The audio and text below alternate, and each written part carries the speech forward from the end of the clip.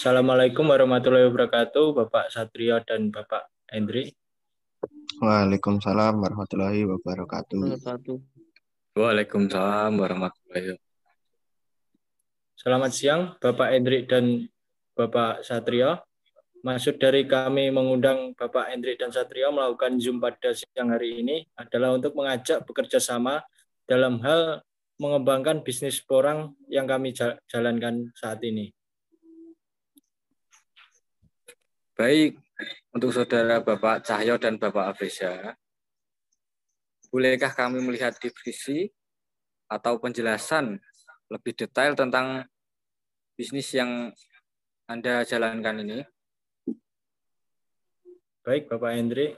Kebetulan saya ada PPT yang sudah kami siapkan untuk menjelaskan lebih detail tentang bisnis porang yang saya jalankan dan Bapak Cahya jalankan saat ini.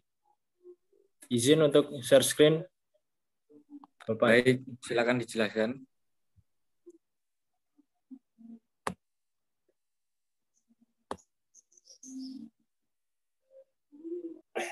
Izin untuk memulai presentasi tentang bisnis porang ini, Bapak Satrio dan Bapak Hendri. Ya, yang pertama yaitu deskripsi tentang porang ini. Porang memiliki nama lain yaitu Amorphalus oncophilus. Sejak tahun 1986 telah dikembangkan di wilayah KPH Saradan, tepatnya di Desa Klangon, RPH Klangon, BKPH Pajajaran. Sampai saat ini telah berkembang pesat dan sudah dikembangkan ke KPH lain. Bahkan sampai di luar divisi regional Jawa Timur, pada saat ini tanaman porang sudah menjadi komoditas unggulan karena hasil penenan porang sangat laku dijual berupa umbi, chip kering, maupun yang sudah berupa tepung. Produk porang sudah diekspor ke Jepang, Hong Kong, Cina, dan lain-lain. Antara lain dapat dibagi sebagai bahan farmasi atau pengikat formula tablet, pembungkus kapsul, pengental sirup, bahan obat-obatan, komestik. Bisa juga dijadikan bahan industri, contohnya campuran kertas agar kuat dan mengkilat, pengganti selulosa dalam film sebagai bahan lem atau tekstil, dan sebagai bahan dasar pembuatan makanan seperti mie, shirataki, konnyaku, tahu, jeli, dan lain-lain. Dalam perkembangannya, keluasan tanaman porang di Perhutani Divisi Regional Jawa Timur mengalami peningkatan. Hal ini karena banyak LMDH yang memanfaatkan lahan di bawah tegakan PLDT dengan jenis tanaman porang. Dan sampai tahun 2013 sudah tertanam seluas 451 HA dengan produksi 431,06 ton per tahun. Pengembangan tanaman porang perlu didukung oleh semua pihak, mengingat tanaman tersebut merupakan komoditi yang cocok baik secara ekologi, ekonomi, dan sosial dalam rangka membangun dan melestarikan hutan. Adapun sifat-sifat yang perlu kita ketahui adalah komoditi porang menjadi pilihan untuk PLDT karena tanaman ini sangat memerlukan naungan, sehingga untuk mempertahankan porangnya, masyarakat langsung maupun tidak langsung ikut menjaga dan memelihara tegakan. Pada musim menjelang panen, tanaman porang mengalami dorman atau ngerepahi dalam bahasa Jawa. Dalam kondisi seperti itu, semua batang dan daun porang membusuk sehingga menjadi hara dan menambah kesuburan tanah. Yang ketiga yaitu komoditi porang memiliki pasar yang cukup stabil, terbukti sejak tahun 1986 sampai sekarang tidak pernah mengalami penurunan harga, bahkan cenderung naik. Dengan demikian bisa dikatakan bahwa tanaman porang merupakan tanaman yang bersimbiosis mutualisme dalam PLDT yang dapat memberikan manfaat optimal bagi masyarakat desa, hutan maupun demi pelestarian hutan itu sendiri. Ya, ini adalah syarat tanam.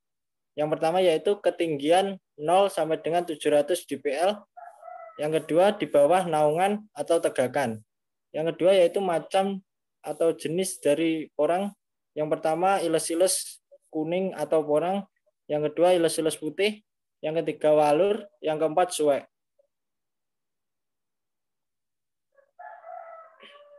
Pembahasan yang ketiga yaitu tentang pembibitan. Yang pertama, sumber benih berupa umbi, biji, bubil, atau kata. Yang kedua yaitu kebutuhan benih berupa umbi 4.000 kg atau HA.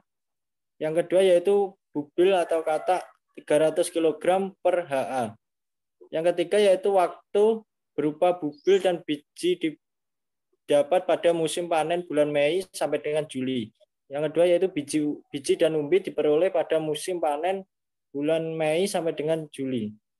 Dan musim tumbuh bulan September sampai dengan Desember. Pembahasan yang keempat yaitu persiapan. Yang pertama yaitu pembersihan lahan atau babat tumbuhan bahan bawah. Yang kedua yaitu pengolahan tanah berupa gebrus dan gelut. Yang ketiga yaitu pembuatan lubang dicangkul sedalam 10 sampai dengan 20 cm. Yang kedua yaitu jarak lubang tanam 1 mx 0,5 meter.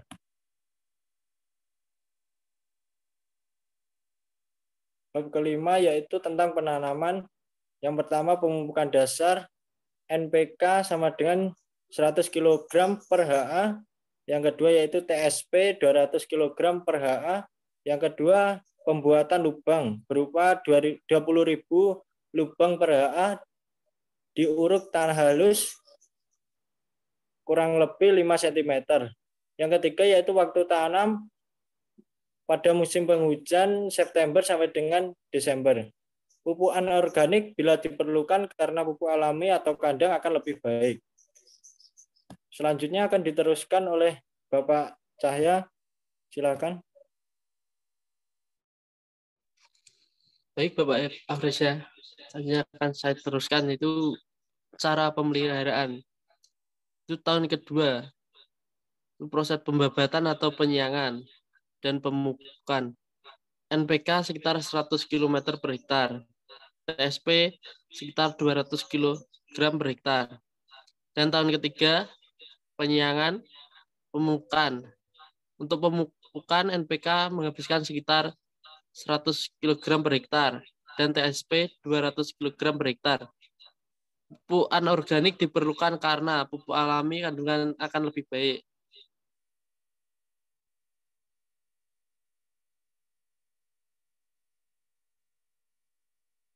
Itu yang keenam, pemanenan. Waktu panen yang ideal itu kurang lebih umur 3 tahun dari kata. Sekitar bulan Mei dan Juli. Dan panen kedua dan seterusnya setiap tahun. Bulan Mei sampai Juli. Cara pemanenan. Panen dipilih diambil yang besar. Digali dengan cangkul atau linggis.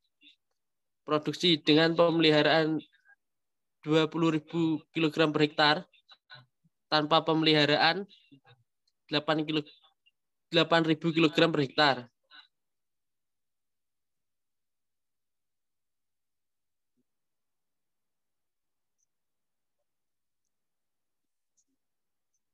Ini saya bacakan kalkulasi perhitungan biaya per hektar. Tahun pertama pengadaan bibit bubil atau kata sekitar 300 kg dengan harga 150.000 per kilogram. Jadi 300 kg dikali 150.000 sama dengan 45 juta rupiah. Yang kedua umbi kecil sekitar 5.000 kg dengan harga 20.000 rupiah. 5.000 kg dikali 20.000 sama dengan 100 juta. Tahap persiapan lahan, pembersihan lahan atau babat menghabiskan dana sekitar 1.600.000. Yang kedua, gebrus jalur menghabiskan dana sekitar 4 juta per hektar. Ketiga, penanaman, pembuatan lubang tanaman, yaitu 1,5 meter, menghabiskan dana sekitar 2 juta. Yang kedua, penanaman, 18.000 lubang tanam, yaitu menghabiskan dana sekitar 2 juta. Yang ketiga, pemeliharaan. Penyiangan menghabiskan 2.500.000. Pupuk sekitar 300 kg menghabiskan 700.000. Tenaga pemupukan menghabiskan 600.000. Pembersihan lokasi tahap kedua menghabiskan 1.500.000.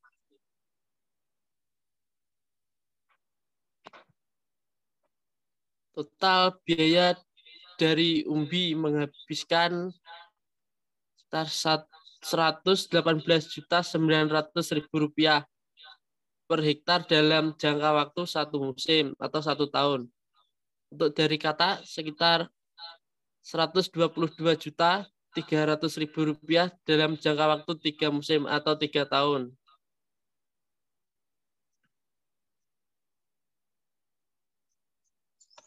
Hasil panen dari umbi 1 musim menghasilkan sekitar 40.000 kg dikali 10.000 sama dengan 400 juta dengan dikurangi biaya tanam sekitar 118.900.000 rupiah dan menghasilkan keuntungan 281.100.000 rupiah. Dari kata 3 musim menghasilkan sekitar 60.000 kg dikalikan 10.000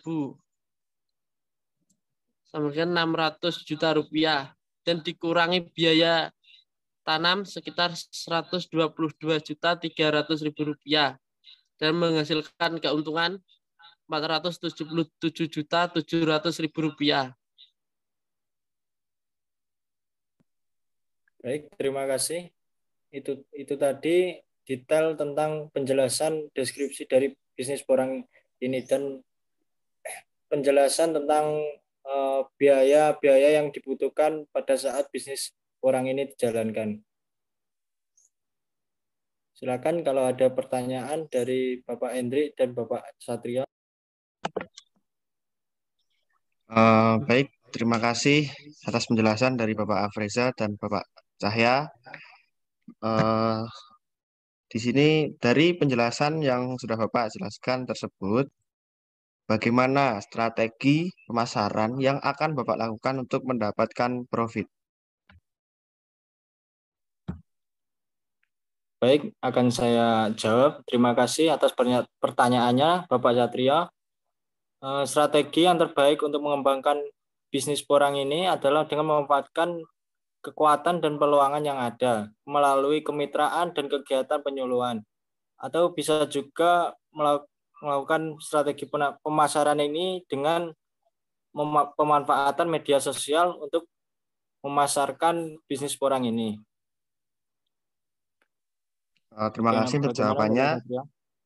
Dari pemaparan yang Bapak sampaikan tersebut, Bapak itu cukup optimis ya dalam bisnis yang telah Bapak jalankan.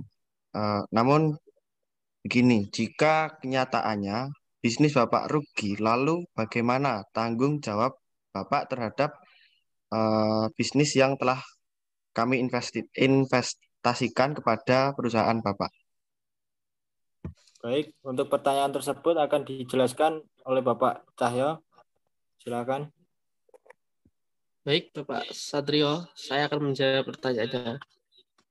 Jika bisnis kita mengalami kegagalan, maka dari pihak pengembang akan mengembalikan modal Anda 50%. Ya, sekian gitu, Pak. Baik, terima kasih atas jawabannya. Ya, saya di sini juga selaku investor mau bertanya kepada Bapak Cahya dan Bapak Afreza. Itu seperti tadi yang Anda jelaskan di PowerPoint tadi. Di sini saya mau bertanya. Selaku investor kedua, apa yang Bapak Cahya dan Afreza tadi presentasikan tentang bisnis porang itu? Berapakah keuntungan yang kami dapatkan setelah kami menginvestasikan dana kami ke perusahaan Bapak, dan butuh berapa lama juga jangka waktu modal yang akan kami dapatkan kembali? Baik, terima kasih atas pertanyaannya Bapak Hendri. Izin untuk menjawab. Dari perhitungan yang sudah kami jelaskan dari PPT dan yang sudah kami tayangkan tadi, kami sebagai pengembang bisnis porang ini, kami meminta 80/20, 80% untuk kami dan 20% untuk penginvestor untuk jangka waktu modal yang akan Bapak Hendrik dan Satrio dapatkan adalah kurang lebih 1 tahun. Terima kasih. Dan juga bagaimana jika kami meminta menambah return dari yang Bapak tawarkan tadi. Yang saya rasa itu cukup mudah untuk Bapak lakukan karena melihat keuntungan yang akan diperoleh itu cukup besar, Pak.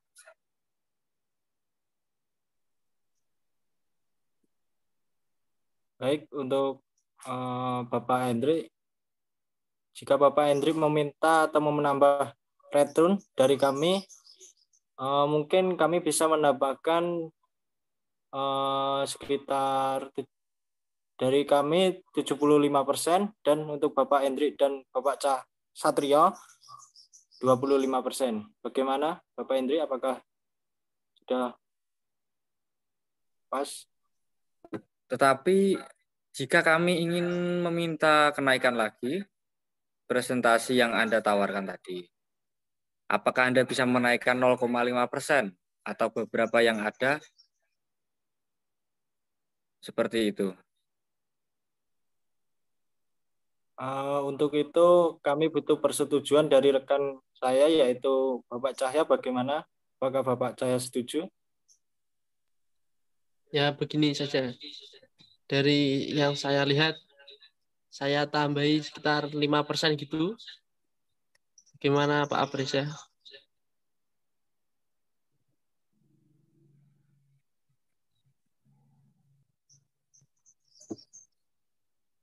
Jadi gini, jadi kami dari investor akan memperoleh 30% dari 100% presentasi yang Bapak berikan tadi oleh keuntungannya. Ya begitulah. Kami mendapatkan 70% sebagai pengembang dan Bapak 30% sebagai investor. Bapak yakin kalau usaha Bapak itu apabila mengalami kerugian, Bapak akan mengembalikan kepada kami? Apakah yakin itu? Yakin Bapak, kami sangat optimis untuk mengembangkan bisnis ini dan semoga Bapak sebagai investor juga yakin kepada kita dan percaya kepada kita dapat mengembangkan bisnis ini. Saya ini pertanyaan terakhir yang saya sampaikan. Tujuan usaha, tujuan kita bekerja sama itu gimana? Dari Bapak Cahya, mohon dijawab tujuan usaha kita. Ya, tujuan dari bisnis ini kami yang mengembangkan usaha ini dan kami ingin memperluas lahan gitu, Pak. Dan banyak mitra-mitra kami yang juga membutuhkan modal gitu. Dan Bapak sebagai investor mungkin bisa membantu kita dalam segi permodalan. Bagaimana Bapak? Ya, saya berdiskusi kepada Bapak Satrio, apakah Bapak Satrio sudah paham tentang penjelasan Bapak Cahya dan Bapak Apresa, apakah setuju kita bekerja sama dalam usaha mereka? Baik, terima kasih penjelasannya. Saya rasa penjelasannya cukup jelas ya. Dan untuk return pengembalian modal kita, saya rasa sudah cukup dengan persentase 70/30%. Dan dalam jangka waktu yang lumayan cepat, yaitu hanya 1 tahun. Saya pribadi menyetujui untuk kerjasama ini ke depannya. Bagaimana Bapak Hendrik? Ya udah, kalau setuju, marilah kita bekerja sama supaya kita dapat memperoleh keuntungan dari apa yang kita kerjasamakan dari usaha Bapak, supaya kita bisa sukses dalam berbisnis ini. Baik, saya apresiasi keputusan Bapak Hendrik dan Satrio. Terima kasih banyak atas waktunya untuk mengikuti Zoom kali ini. Mungkin ada yang belum jelas. Sudah, dari saya sudah cukup jelas. Kalau sudah jelas, baiklah, mari kita akhiri pertemuan kali ini. Sekali lagi terima kasih atas waktunya Bapak Hendrik dan Bapak Satrio. Kami ucapkan banyak sekali terima kasih. Dan mohon maaf jika ada kata dalam penjelasan tadi. Wassalamualaikum warahmatullahi wabarakatuh. Waalaikumsalam warahmatullahi Waalaikumsalam wabarakatuh. warahmatullahi wabarakatuh.